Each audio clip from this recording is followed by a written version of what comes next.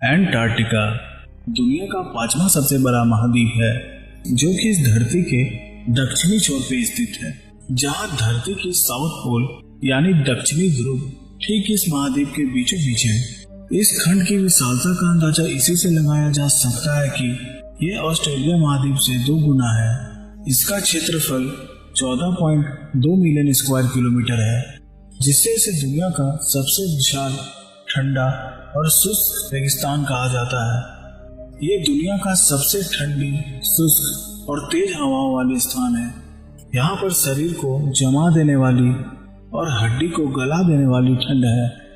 यहाँ पर साल की औसतन तापमान -57 डिग्री सेल्सियस है और इस द्वीप की किनारे की औसतन तापमान -10 डिग्री सेल्सियस है, जो इस खंड की सबसे गर्म स्थान माना जाता है। अंटार्कटिका पर कोई मूल निवासी नहीं है, लेकिन यहाँ पर बहुत सारे देश की रिसर्च स्टेशन बनाई गई हैं, जिसे साल में 2000 से 5000 लोग आते जाते रहते हैं।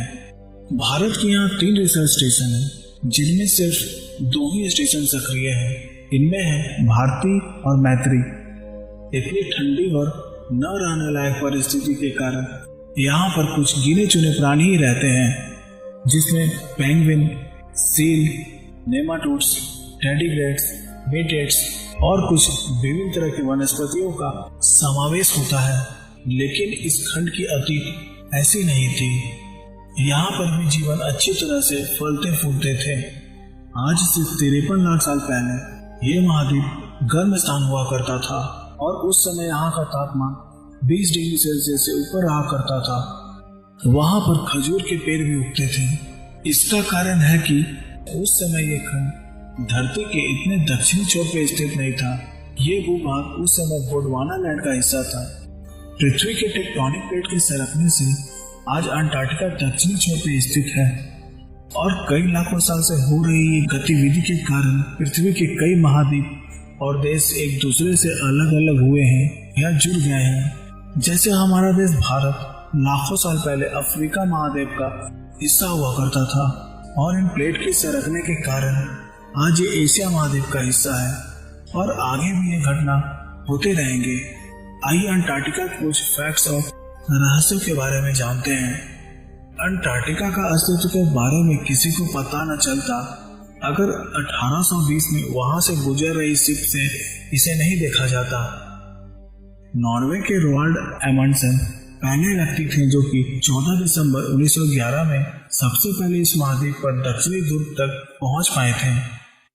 21 जुलाई 1983 में अंटार्कटिका में रशिया का वोस्तोक स्टेशन के पास अभी तक का धरती का सबसे कम तापमान -79.2 डिग्री सेल्सियस रिकॉर्ड किया गया है।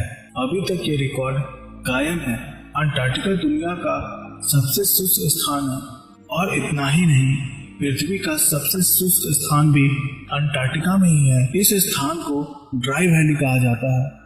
यहाँ पर पिछले 20 लाख साल से कोई बारिश और बर्फबारी नहीं हुई है, फिर भी उस जगह पर बर्फ के बड़े बड़े चट्टान और पहाड़ मौजूद हैं। बेहद ठंड होने के बावजूद अंटार्कटिका में 1150 अलग अलग प्रकार के माइक्रोब और बैक्टीरिया पाए जाते हैं।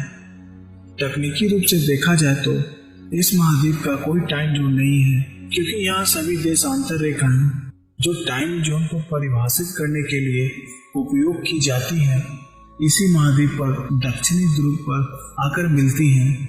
अंटार्कटिका में 6 महीने का दिन और 6 महीने का रात होता है। अगर किसी व्यक्ति को अंटार्कटिका में काम करना है तो सबसे पहले उसे अपने दांत और अपेंडिक्स निकलवाने पड़ेंगे, भले ही वो एकदम सस्ती क्यों ना हो, क्योंकि यहाँ के वर्क स्टेशन पर किसी भी तरह की सर्जरी की सुविधा उपलब्ध नहीं है। और अगर ठंड की वजह से उस व्यक्ति को कुछ हो, उसकी सर्जरी यहाँ नहीं हो पाएगी। यहाँ कोई ज्यादा दिनों तक नहीं रह सकता। अंटार्कटिका में अमेरिका का मैकमुर्डो स्टेशन नाम का एक न्यूक्लियर पावर स्टेशन है, जो कि 1962 से यहाँ सक्रिय है। और यहाँ पर एक फायर स्टेशन भी है जिसका नाम बोर्डो स्टेशन है।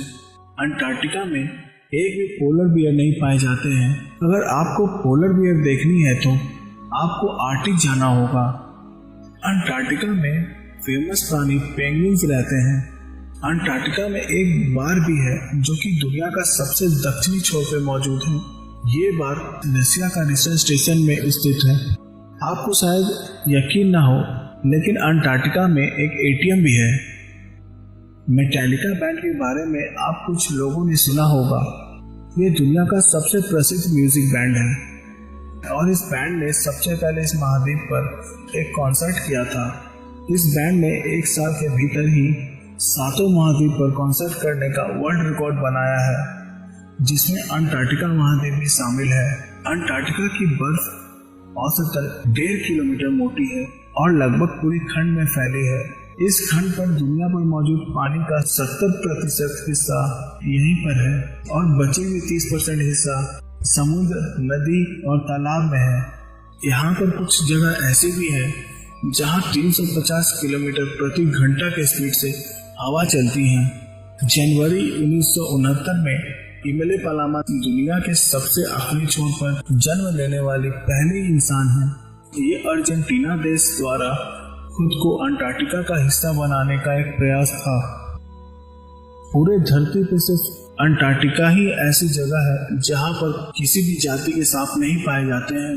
दुनिया में लाल रंग का झरना सिर्फ अंटार्कटिका में ही पाया गया है, जिसमें खून की तरह लाल पानी बहते हैं, जिसे सिर्फ ब्लड फॉल के नाम से भी जाना जाता है। वैज्ञानिकों ने इस पे काफी रिसर्च की है, लेकिन अभी तक कोई सटीक जवाब नहीं मिला है कि इस झरने का पानी लाल क्यों है।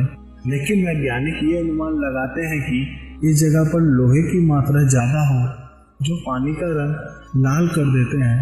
हालांकि ये झरना अभी तक रहस्य बना है। ये स्थान और भी कई रहस्यों से घिरा है।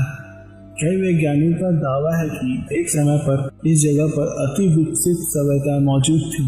ग्रीक के महान फिलोसोफर प्लेटो ने भी 1700 साल पहले अंटार्कटिका की मानव सभ्यताएं और उनके अंत होने का जिक्र अपने लिखी किताब में की है, जो हमारे लिए चौंका देने वाला था, क्योंकि हम अक्सर मानते थे कि वहां पे जीवन संभव नहीं है। इसलिए इसे जानकर कुछ रोमांचक मनुष्यों ने अंटार्कटिका की सभ्यताओं पर रिसर्च करना शुरू किया। वहां के जो अवशेष और तथ्य सामने आए वो प्लेटो के अनुमान से काफी मिलते जुलते थे। इस पर कुछ वैज्ञानिकों का ये भी कहना है कि हो सकता है कि सालों पहले हमारे अज्ञात इतिहास में हमारे ही कुछ पौराणिक सभ्यताओं के लोग उस समय इस जगह पर पहुंचे होंगे। और ये भी हो सकता है कि पिछले कई सालों से हो रहे रिसर्च स्टेशन को चला रहे कुछ लोग इन्हीं अवशेषों को दिखाकर कोई भ्रम पैदा करना चाहते हो। सच्चाई या फिर कुछ भी हो, लेकिन आज तक इस पे रिसर्च होते रहे हैं और इन सबसे महत्वपूर्ण यहाँ पर कई प्राकृतिक घटनाएं, न्यूक्लियर रिसर्च और कई साइंटिफिक स्टडी आज भी अंटार्कटिका में जोरों शोरों से चल रही है। तो आज के लिए इतना ही। आगे एपिसोड में नई जगह को एक्सप्लोर करेंगे। वीडियो कैसी लगी आप कमेंट करके बताइए, और अगर आपने इस चैनल को सब्सक्राइब नहीं किया तो इसे प्लीज सब्सक्राइब कर लें और बेल आइकन को जरूर दबाएं ताकि आपको आने वाली वीडियो मिल सके। धन्यवाद। जय हिंद।